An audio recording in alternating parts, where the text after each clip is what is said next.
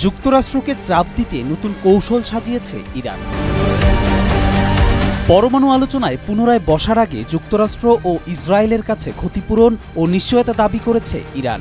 Tehran স্পষ্ট করে জানিয়েছে, পূর্ববর্তী আগ্রাসনের ব্যাখ্যা ও ক্ষতিপূরণ ছাড়া আলোচনার টেবিলে ফেরা সম্ভব নয়। এটি মূলত ইরান কর্তৃক যুক্তরাষ্ট্রকে আটকাতে নতুন ছক।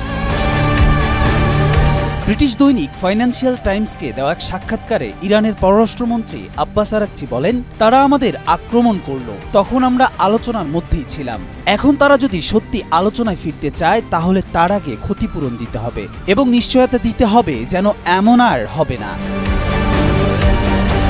পর্যবেক্ষকরা মনে করছেন এটি ইরানের একটি চাপ তৈরির কৌশল। ইরান চাইছে যুক্তরাষ্ট্র দায় স্বীকার, ক্ষতিপূরণ ও ভবিষ্যতের নিশ্চয়তা, এই তিনটি ধাপ পূরণ না করলে তাদের আলোচনার বৈধতা দেয়া হবে না।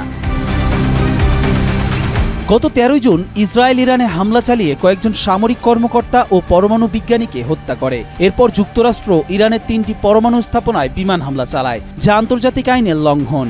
এর জবাবে ইরানও দখলকৃত ফিলিস্তিন ও কাতারে অবস্থিত মার্কিন ঘাঁটিতে পাল্টা হামলা চালায়।